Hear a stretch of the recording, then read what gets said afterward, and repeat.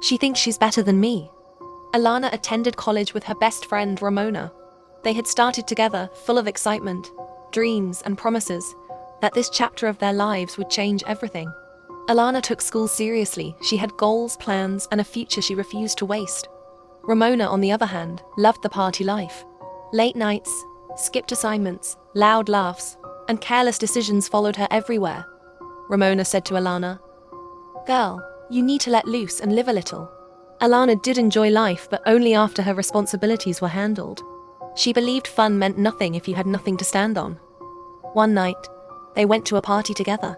Music thumped, lights flashed, and for a moment, Alana let herself forget the pressure. That's when Ramona noticed him, a bad boy type, the kind she always fell for. But instead of walking toward Ramona, the guy walked straight to Alana. He started talking to her, smiling, making her laugh. Ramona watched from a distance. She didn't say a word, but the jealousy burned loud in her silence. Without warning, she turned and walked away. Alana noticed almost immediately and excused herself. She found Ramona outside. "Why did you leave me like that?" Alana asked. "You know I don't know anyone there." Ramona forced a weak smile. "I wasn't feeling good. I had to step out. I'm sorry, girl." Something felt off, but Alana brushed it aside when Ramona asked, "You ready to go?" Confused but tired, Alana agreed.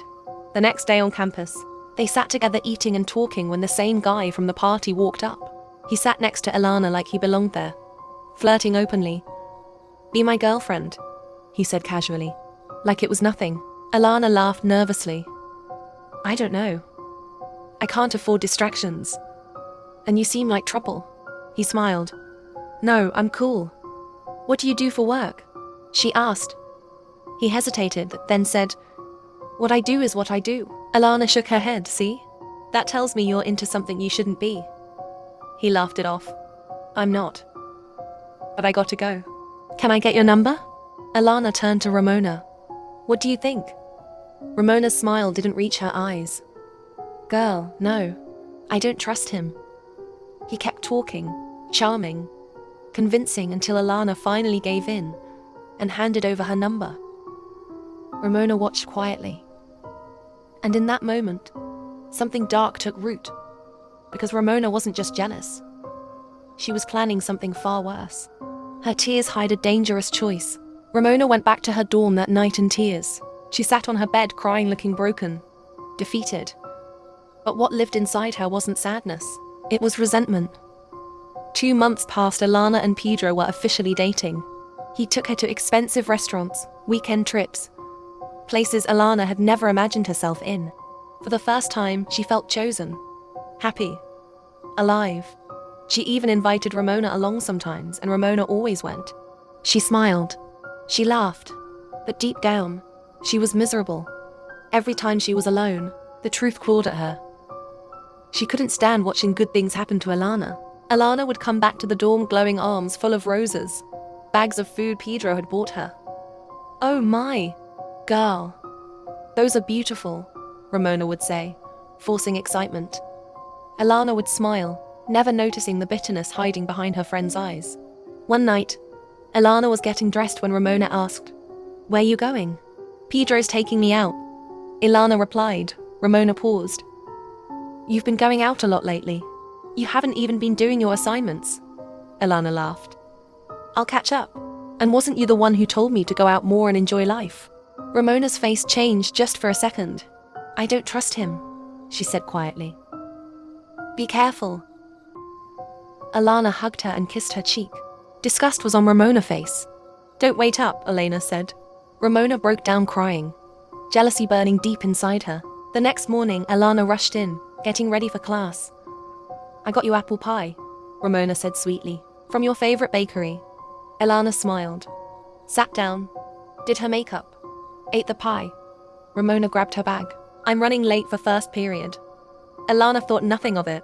Hours later, Ramona came back to the dorm and found Alana unresponsive. Ramona didn't even think to call anyone. She leaned over her, a slow smirk curling across her face, and whispered, something chilling. "They'll never find you." "I got him now." Pedro had been calling Alana non-stop. Texting, voicemails, silence.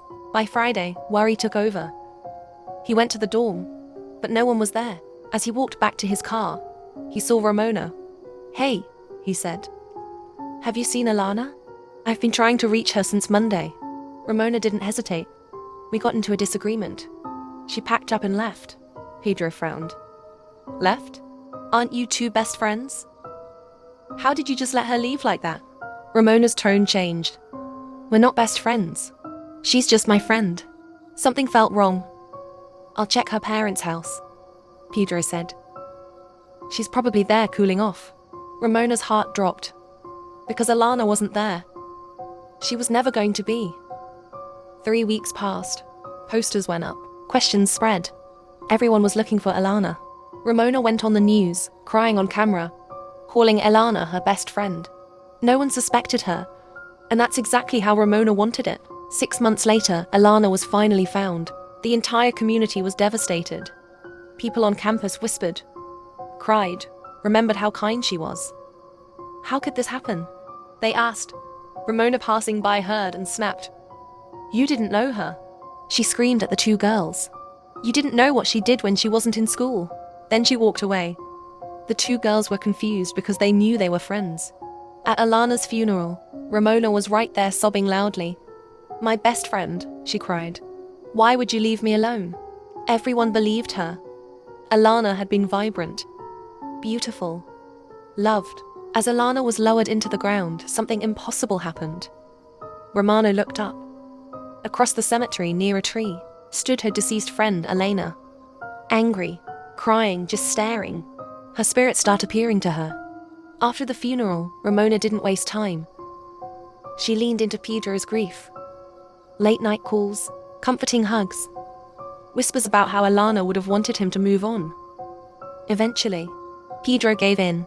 They started dating, but Ramona was never alone. Lights flickered when she slept. Footsteps followed her down empty hallways.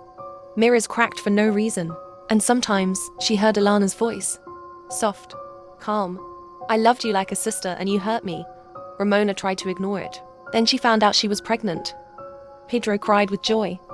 Ramona thought this was it, her happy ending, but the haunting got worse. Shadows lingered in the nursery. The baby monitor turned on by itself. Lullabies played with no sound. One night, Ramona woke up frozen. At the head of the bed stood Alana. Tears falling from her eyes, broken soul but yet powerful. "You stole my life," Alana said.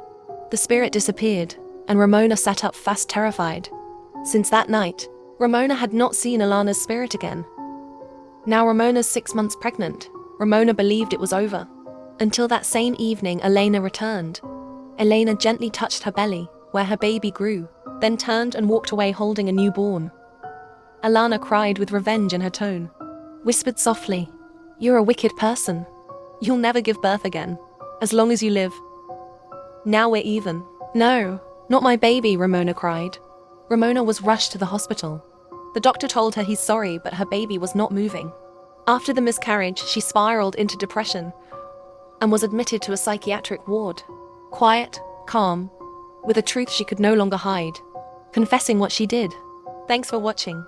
Merry Christmas and a Happy New Year from the Shadow Tales family. Stay safe, and we'll see you in our next video.